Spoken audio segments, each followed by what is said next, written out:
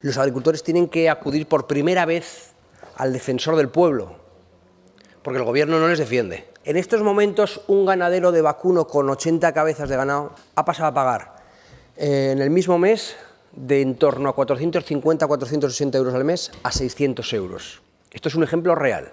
Y este señor va a ustedes y les dice, oye, tienen que reducir el tramo de horas más caras en la tarificación eléctrica, y ustedes no lo escuchan.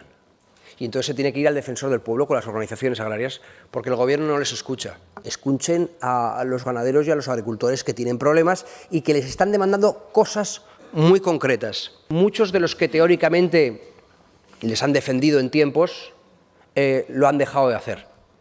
Vengo de Figan y en uno de los stands, esos que ustedes pensaban que antes les defendían, ponía «Ministro traidor».